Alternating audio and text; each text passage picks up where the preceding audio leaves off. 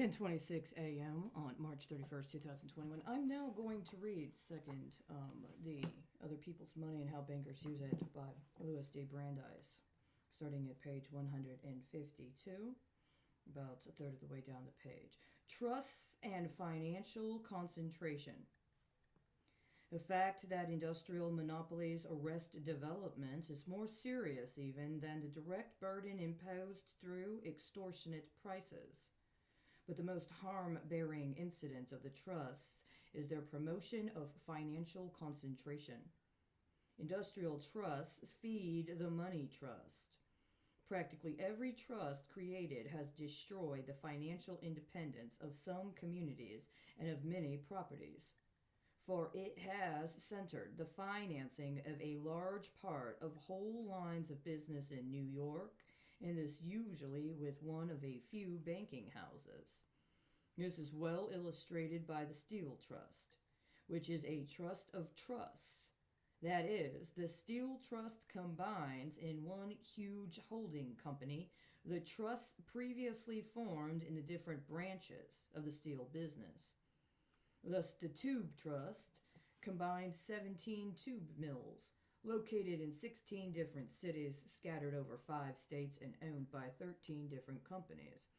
The Wire Trust combined 19 mills, the Sheet Steel Trust 26, the Bridge and Structural Trust 27, and the Tin Plate Trust 36, all scattered similarly over many states. Finally, these and other companies were formed into the United States Steel Corporation, combining 228 companies in all, located in 127 cities and towns, scattered over 18 states. Before the combinations were effected, nearly every one of these companies was owned largely by those who managed it and had been financed to a large extent in the place or in the state in which it was located. When the Steel Trust was formed, all these concerns came under one management. Thereafter, the financing of each of these 228 corporations, and some which were later acquired, had to be done through or with the consent of J.P. Morgan and Company. In italics, he says, that was the greatest step in financial concentration ever taken. I'll show it to you. He puts that in italics. He wants you to understand.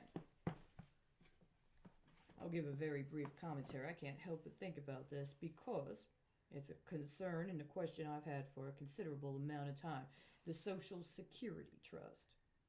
It is a trust. It's not a program. It's not a department. I had an opportunity at some point in time to read correspondences between Mr. Brandeis and Mr. Frankfurter, as I've mentioned before. One of the things they discuss is the early proposal and passage of the Social Security Act. But attendant with the passage of the Social Security Act was also a number of other commitments, including commitments to industrial development. This is very, very, very important right now, today. One of the things that was reflected in these correspondence was their comprehension of reviews that were being given at the time and concerns that were being levied at the time by others, including their colleagues, as well as people that were in the legislature themselves. That at the time the Social Security Act was passed and that the programs related to Social Security were put into effect, there was a plan for a multi-year outlay connected to particular kinds of industrial development. The understanding that I have is very basic. A certain percentage or a certain portion of wages of individuals were going to be put into a trust that was not to be accessible to them until a certain time.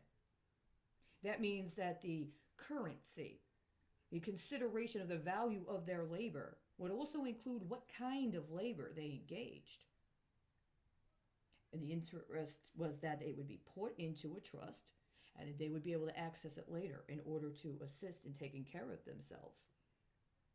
Well, more than this was an understanding of what was the basis of the labor force that allowed for the charging of and payment of wages that could then be taxed so that it could be put into that trust.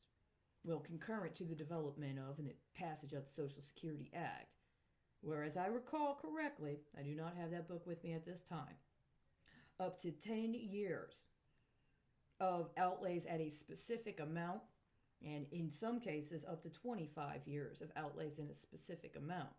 It had been originally committed to, but when it came time for the actual budget apportionment to be laid out, they legislated these commitments, but they did not appropriate them. They agreed to the Social Security Act on a specific kind and term of financing with an understanding of obligations the federal government was going to take on through the appropriations process that were then going to be the basis upon which to determine the industrial base that would be paying wages to workers that they would in part be paying into the Social Security Trust. And on the onset, they set it up in a manner and promoted it in a manner and had it accepted by the people in a manner that they did not back up. And this has been the status of the Social Security Trust ever since the beginning. Now, throughout time, what I've seen in my very basic understanding of things is periodically it comes up for consideration. But has anybody ever discussed the implications of what it meant to have the Social Security Trust be such a central component of what we consider to be our basic welfare? Something that we understand we're entitled to now as a right, as opposed to what it was originally set up as, by the way.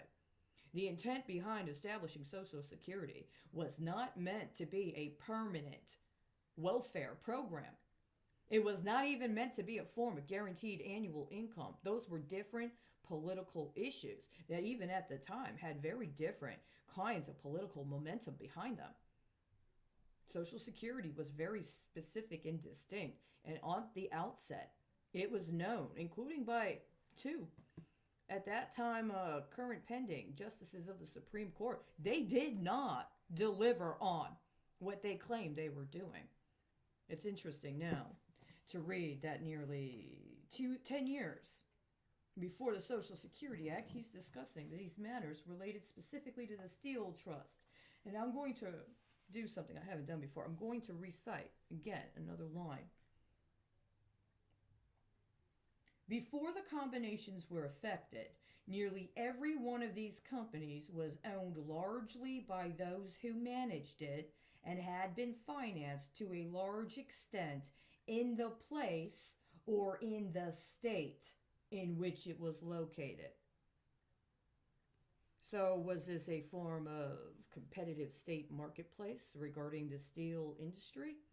Before the various trusts concerning the specific product lines and the primary focus of the production were consolidated under one mega trust, one super trust, that then was put at the beck and call of J.P. Morgan and Chase. That's what he says. I think that might be why he put it in italics like this. You know, let me find this page again. He put it in italics. I just showed you. That was the greatest step in financial concentration ever taken. Please recall, Mr. Brandeis did not think very fondly of financial concentration. Now, I just want to remark before I close this comment here. Sometime later, the correspondences that I was availed of, they were private. They were off the record. This was published, serialized, in a publication for public circulation. It's a very different context. That's why I'm reading this one. And that's why thus far I have not read any of the materials or any of the opinions written by Mr. Brandeis when he became Justice Brandeis.